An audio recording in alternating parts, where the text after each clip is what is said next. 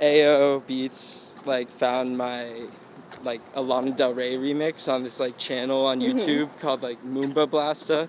How did you get Skrillex to wear it? We were so shocked. We were like, what the heck? And it's basically because fan fiction, this guy who runs or he used to run Nest HQ, like almost 40,000 friends on that MySpace, because it was like I used to do all the like horror train thing. Had a lot to do with just like my internal like struggles of like feeling like I'm making mistakes or like feeling like I'm not doing the right thing. Kind of like what you were saying before about like looking at all my successful friends doing well and then like feeling like I'm not good enough. Hi, this is Lauren Engel of Sidewalk Talk. I'm here with ROBOKID. Hi. And we met, what, 4 or 5 years ago? No, Where did 3, we meet? 4. New York? Was it? It might have been. I feel or like it, Philly. I'll put some pictures here. So long ago. Yeah. I can't remember. Because we were both like in the Northeast at the same time. So when I first moved here, I crashed on ROBOKID's place. That's how I got my start here, so thank you. First Sidewalk Talks. Yeah. Like the early strategy, we were like talking about it like early on and everything, so yeah. Part of my beginning. So you were born in Massachusetts, right? Yeah, so I was born like Massachusetts, Rhode Island, like that. I was born in Rhode Island, but I grew up in Mass. Yeah. Like on the border. So like in the middle of nowhere, basically. Are your parents from there as well? Yeah, my mom's from Rhode Island, my dad's from Mass, but they're like one town apart. They're like right on the border, so they grew up like a town apart. But yeah, so they've lived there their whole life. What do they do? My mom's a nanny, professional nanny, and my dad is like an engineer and has had the same job since like high school pretty much. Oh wow. So where do you get your creative side from then? I think both my parents are creative. My mom used to do like music and stuff too. Like she used to like try and do lessons. Like actually when I was taking piano lessons, she used to always just try and like do like violin lessons or something, or like I don't know. So both my parents are pretty creative, I guess. Was piano something that you wanted to do, or did they kind of like tell you to get lessons? It was like all my siblings and I did it, like my brother, my sister and I, but I was the first one to like start it, and I was like 4 and I didn't really know. I thought everyone at the time was doing piano lessons, like I thought it was just a thing that like, everyone my age did, so it wasn't like weird. But then my like sister quit, and then my brother quit, and then my parents were like, you can't quit because everyone else quit. Yeah. So I just kept doing it. What do they do now? My brother, he's like still in school figuring stuff out, and my sister, she lives in North Carolina, and like does, she's like a teacher, but she's like a private teacher for like this homeschool thing. But my brother actually makes music. It's cool. We kind of like started making music around the same time, and he's like always been like just making stuff too, so.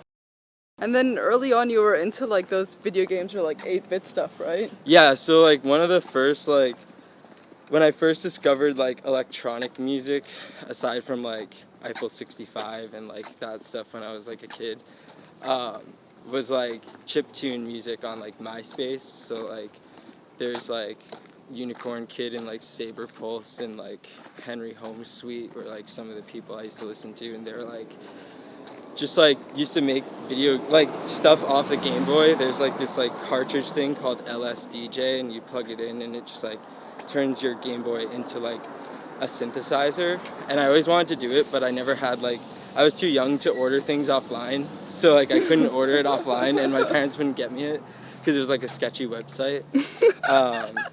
But I used to just watch the videos all the time. That's what got me like into that's why I downloaded like Fruity Loops and stuff in like high school. Yeah.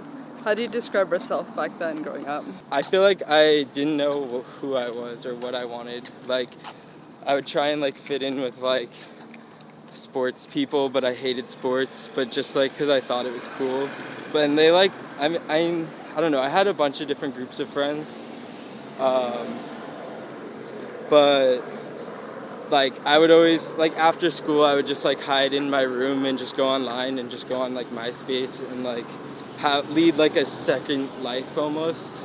Like it was kind of like a different life, like altogether online. Like I had different friends online, and like none of my real friends knew about my online friends, and so. What kind of community was it? Was it like forum based or? It was like all on MySpace for the most part. Like when I first started out, like talking to people, like music talking related? to strangers online. Yeah, well, it wasn't music related at first actually. I used to do MySpace layouts. Do you know what that is? Like like the skins. But like HTML. Yeah. So that was like what got me to the deep internet kind of, and like meeting a ton of people, and like I actually had like almost 40,000 friends on that MySpace, because it was like I used to do all the like whore train things that they like on the bulletins and shit. Like I don't know. I would always try and get as many friends, because it was like a thing where I was even trying to like sell my layouts at one point to get money. Like it was just like, but this was when I was like, 8th grade, 9th grade. How do you teach yourself all that, like the designing stuff? I would just view source like people's MySpace pages, and then like go into the coding and like copy things, and then figure out how it worked by like doing that, and then just like Google, just Googling how do I do this with HTML, and then like, just kind of like, it's almost like producing music. It's like, it's like an art form, I guess, but it's just coding. I guess all coding's like that, but.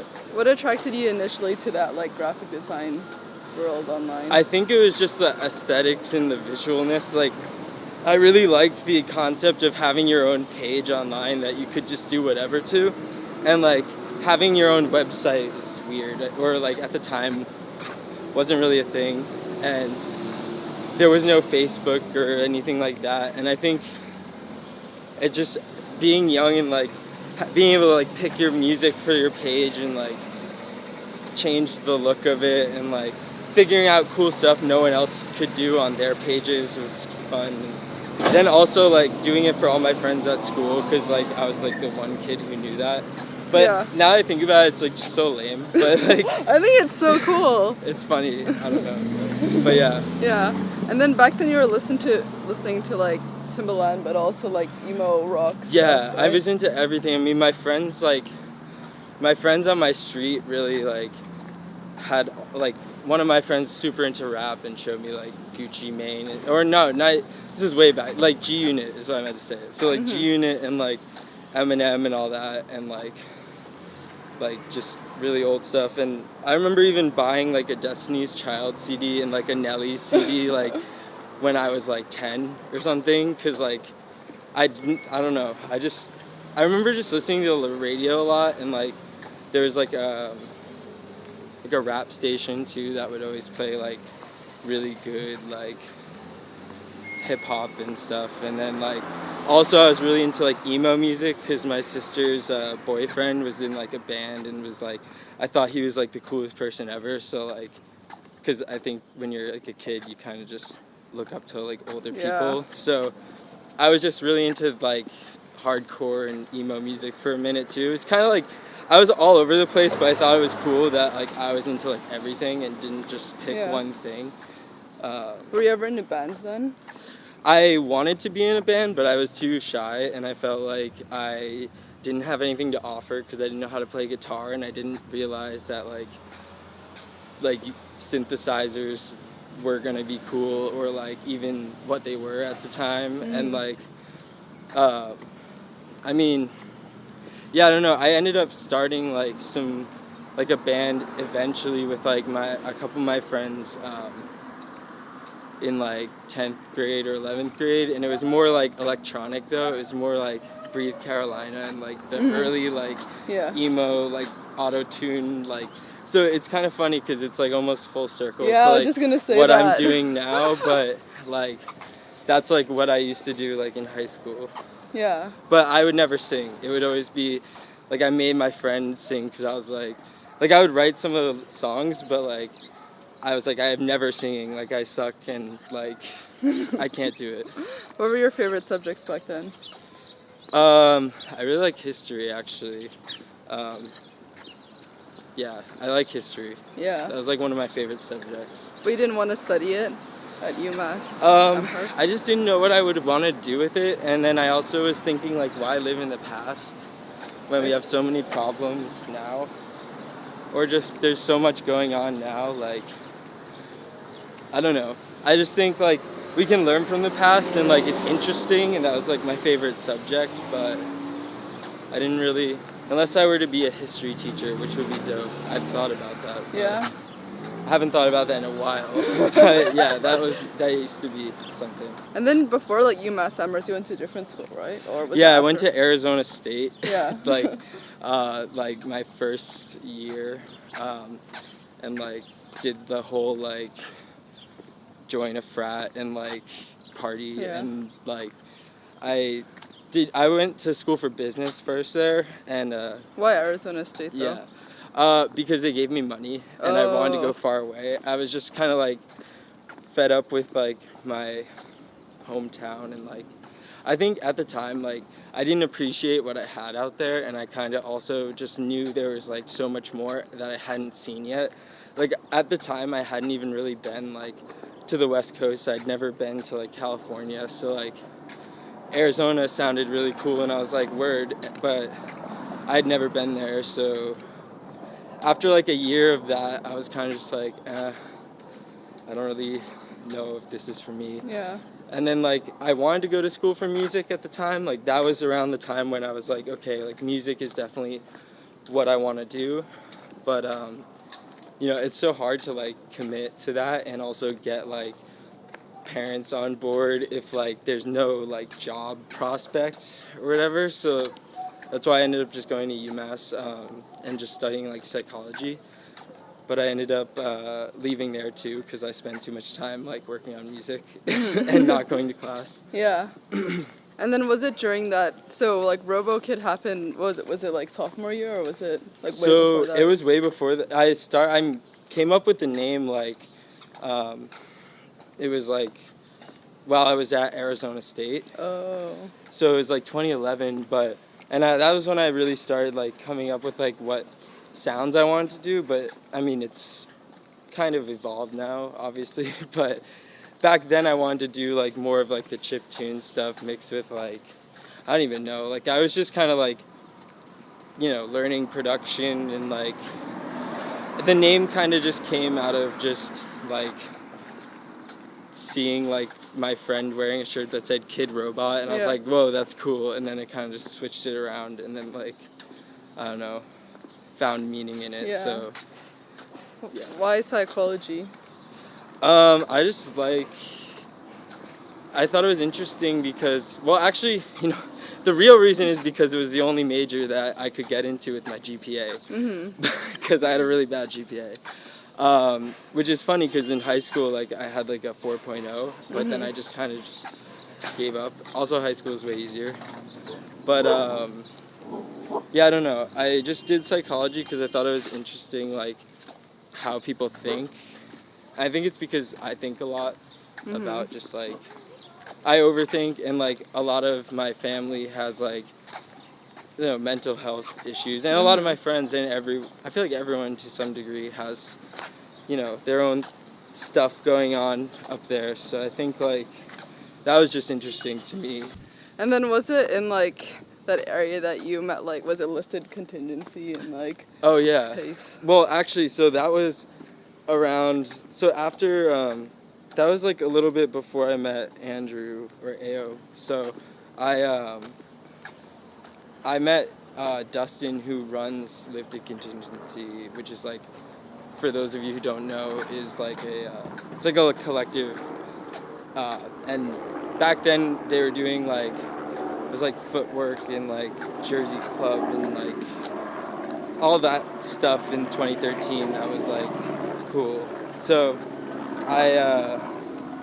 they like reached out to me, and he wanted to manage me, and so he was my first ever like manager, Dustin, and he was really nice. He's cool. It didn't end up working out. Like he ended up like getting married and stuff too, and like doing other stuff. He works for Live Nation still. Oh. And Yeah, so I don't know, like that was that, but Yeah. it was cool because they gave me some of my first gigs like in Boston, and even before then I had been doing a few gigs in like Providence, Rhode Island, because like some kids on Twitter just like found my SoundCloud and were like, oh, like Jersey Club, like remixes, like come play, like, so like back in like 2013, like right as I was like kind of leaving UMass, I started doing that, like just playing DJ shows in like Providence and Boston, just because kids were finding like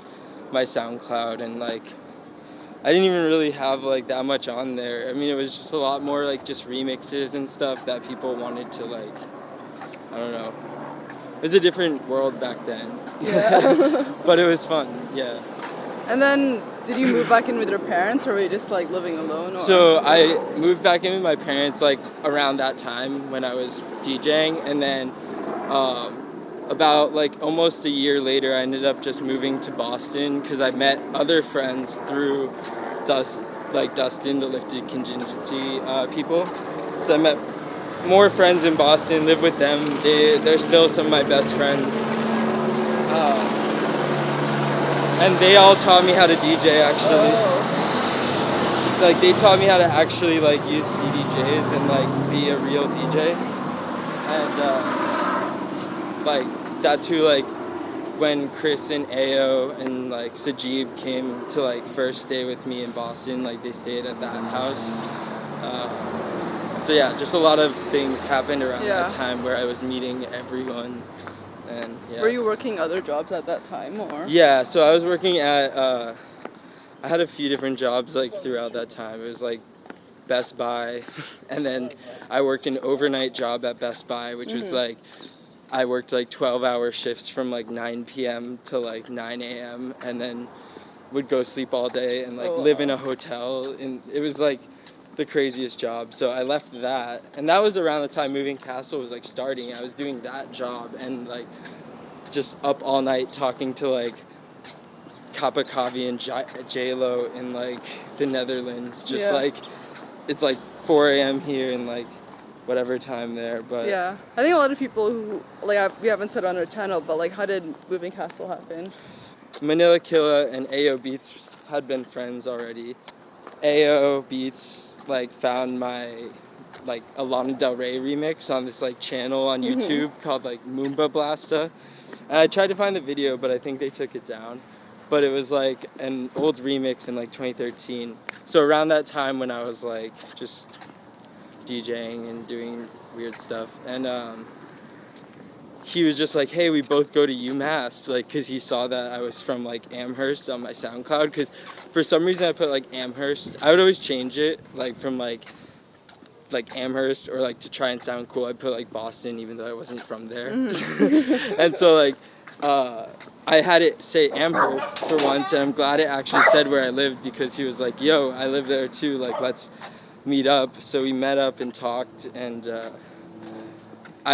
it was so awkward the first time we met, like a light, one of his like lights from his dorm like fell on my head, and like it was just like really awkward. Like we were gonna try and make a song, and we just literally talked for about a half hour, and then like I like went home, and then like I was like, that was weird. I don't know if I'll ever really, like I might see him again. I don't know. Like we didn't really hang out, and then almost like I don't even know how much longer later, like we stayed in contact kind of, and then like hung out again, and he showed me Manila Killa's music, and I was like, damn, this shit's hot. Like we should start something with like all our sounds, because they're different, but like I feel like there's still a common theme.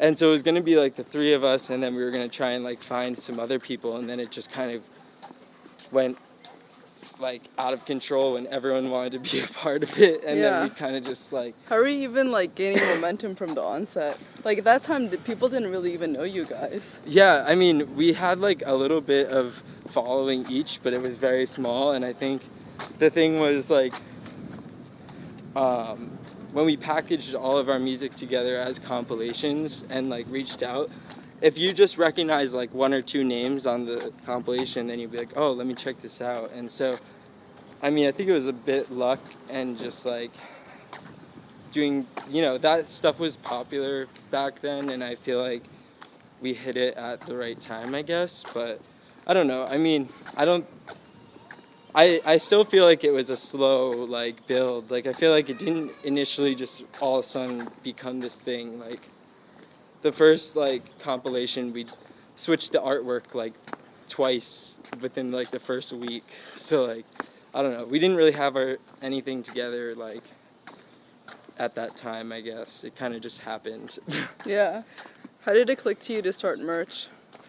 Moving Castle? Well, that was basically, like, that was, like, all Brett's idea initially, I feel like. It was, like, he wanted a shirt for the LA show, and then, like, Faisal and Dylan, so, like, Hunt for the Breeze and Dugong Jr. came up with the design for the original shirt, and then it did so well, we were like, let's just keep doing stuff. How did you get Skrillex to wear it?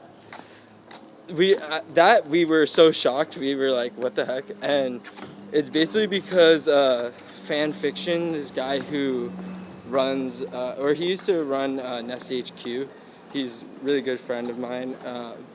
He was like a really big like advocate for us back then, and was like putting us like on all the like Nest HQ posts and trying to get us like attention through them because he really liked our music. And so he gave Sonny one of our shirts, and then he ended up wearing it.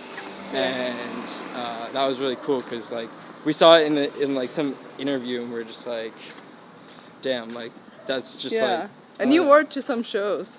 Yeah, like at that time. Yeah, I forget what show, but like I just remember at that time like being such a huge like fan, and just seeing him as like some other type of, just like, I don't know. So that's how that went. How would you say Moving Castle has changed over the years? Or your roles? I think every year it's changing. I think we're still like figuring out what it is that like we really are. I think we like being a label and all that, but like I think in the beginning, like, it was really just a, hey, let's, like, start this little crew thing. And then, as you learn more about how things work and people, not everyone, can commit full time to doing music, so that's tough, too. It's like, when you have all these people involved and then you're trying to, like, put together another compilation or something, and then people want to put out singles, or like getting impatient. Like, it was hard to keep doing the same formula over and over again, like the compilation thing. So I think that's why we switched over to being more of like a label. But then I don't know. And then how did you realize in the dynamic that you were more of like the merch person, or like you did some of the designing and stuff? I mean, I like to like, I don't know. I feel like I just kind of assumed that position when we needed it, but it's not really exactly what I wanted to be doing. I feel like I did it because like it was interesting and I was learning about it at the time, and I like was working with like the people at like OWSLA Goods and like learning how they were operating. So I was kind of like, but then I like thought about it a lot, and I think just Moving Castle as a whole, like we want to just be more about like the music right now, and like we want to bring merch back for sure and do cool stuff, but I think just it was getting to be a lot for just me to handle by myself. And like, because like if you compare it to like most, I don't know, just having just one person doing it is tough. So yeah, I think just like it came on me because it was like I was the design guy and stuff, and like if we needed new merch made, like I could whip it up and do it. But I kind of like stepped down a bit, and we're trying to like figure out what we're gonna do next with like the merch stuff. Or I kind of just was like, yo guys, let's like take it back like a little bit, because we were doing a little too much. But actually, how did the OWSLA thing come about? So that I met the girl in charge of that, Melissa Gross. Where did I meet her originally? I think it was at like a show I was doing. It was like I was playing with Miha, and she did the merch for that, and we just started talking because it was around the time we were trying to plan out some of our merch items for Moving Castle, and I wanted to try making like some different stuff, and like she's like related to the guy who ran American Apparel forever and like started it, so she just had a lot of really good like advice, and she's really cool. She's one of the most driven people I've ever met. Like, it's crazy. So just like seeing her work ethic and like all the stuff she does is crazy. So yeah. I just kind of like asked if I could work for her for a little bit and like learn from her and stuff, so it was cool. What was it like at that point, like working with OWSLA? It was interesting. It was really fun, really like learned a lot, but it was also just it just like was hard to like do work with them and also try and work on Moving Castle like at the same time, and it wasn't really exactly what I wanted, you know. It was just like, I don't know, it just didn't work out to like what it, like, yeah, it wasn't really my end goal either. It was kind of just like, let's try this out for a bit, because I'm kind of like, at that point my music was kind of like on pause, because like I was trying to figure out like what to do, because I was like not getting booked for like, or I kind of just stopped putting out music for a little bit because I didn't know what to do, because that was around the time I was like figuring out transitioning to like kind of what I'm doing now. Yeah. So. How did it like click to you that you wanted to put all your energy back into music again? Because I was doing so much merch stuff, actually. It was pretty much, so it's like kind of full circle. It's like I was just putting so much time into that and just realizing that I wasn't happy with myself for like, you know, I felt like I was getting off track, kind of like it felt like my main thing that my main messages I want to get across are through music. So that's just why I kind of like went back, and especially with AO moving back from London too, that really helped like get me back like in the swing of like making music all the time. Yeah. And then you said in your previous interview that it was like difficult because you were comparing yourself to a lot of like successful friends and stuff. Yeah, it was really difficult like in 2016, because a lot of my friends, well, not to be like, oh, like, you know, like, I don't know, I felt like I was watching like so many people do really well, and like I was overthinking everything that I was doing, because I was like, I need to be just as good as these people who like I started out with. But then I realized that like everyone's projects are different, everyone's taste is different, and like things happen at different times for different people for different reasons, and like, yeah, it just kind of like took me a while to like really sit down and think about that stuff and like get over that, you know. But I think like it was just hard at first because I just felt like no one was helping me, but then I realized that you just have to do everything yourself. Like no one's gonna help anyone, like unless, you know, like you have to help yourself first, and then once you're doing well, it'll attract more people to you. So that's my main takeaway from those years, pretty much. And how did you realize that you wanted to sing more, or just sing in general? Well, yeah, so that, I mean, it's something I've always wanted to do. Like ever since starting those band, like that band back in high school with my friends, like I always wanted to sing, but I was always like, I suck, like I'm never going to. Like I would try and sing in the car and I'd be like, wow, I'm terrible. Or I would like record myself and be like, that sounds like shit, so I'm never gonna do that. But then one day, like last year, I had a session with AO Beats and Kid Fruipy, and we were just working on music, and my laptop was broken, and I was just like pissed off because I like couldn't work on the beat, and I just like was having writer's block on the beat because it wasn't my laptop, and just, I don't know, dumb stuff.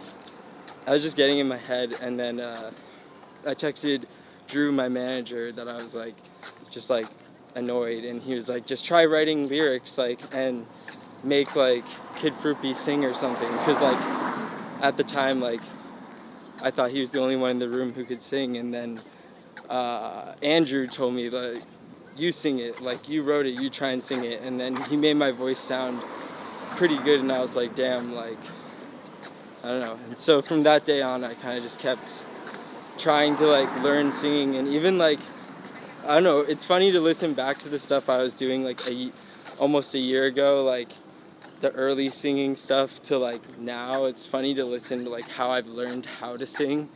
Like there's just like different stages that I've gone through, so it's kind of funny. Yeah. But, yeah.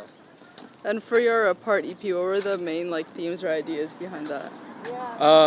Well, it had a lot to do with just like my internal like struggles of like feeling like I'm making mistakes, or like feeling like I'm not doing the right thing. Kind of like what you were saying before about like looking at all my successful friends doing well, and then like feeling like I'm not good enough. And also like my relationship stuff. Just, I mean, I just feel like it's a lot of relatable content, I think. Or at least like writing it, I just was like, you know, I just hope some people can relate to this, like, and get something out of it. Because it's a lot of just like stuff I've learned. And, yeah. Just a lot of different, it's a lot about my relationships, but yeah. How do you think you've grown as a person since when you started? Well, I definitely was a lot more cocky when I was like younger, and thought that like, you know, I think like I've grown a lot more and like matured a lot in terms of like song, like what a song actually is, and like,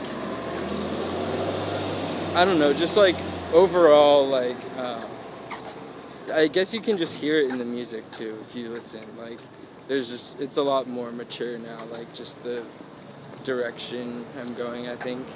But yeah, I don't know. It's hard for me to look at myself and be like I don't know. I'm such a like in the moment type person. So what would you say have been your biggest challenges so far?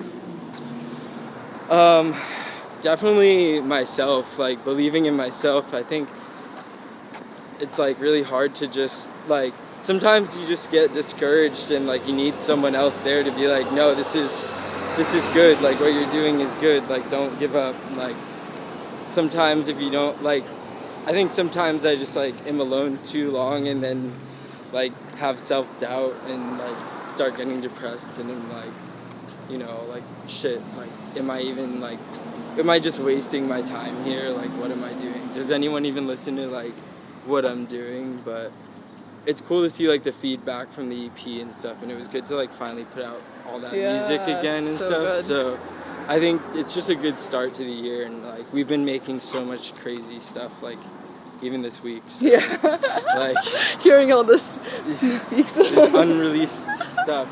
Yeah. So, and it's a lot weirder than the stuff I thought. Like it's a lot weirder than I thought we'd be making. Like so, like that's why I'm happy about it. So yeah. What does success look like to you? It looks like me being able to just make music every day in a house and being happy, and my family being happy. Yeah. That's really all I want. It's just, people to not worry, or like my family to not worry about me, and to just be able to make music every day. Yeah. Pretty much. What does love mean to you? That's a deep one. Yeah. I feel like it's trust and respect, and I don't know, I could go way into that, but I feel like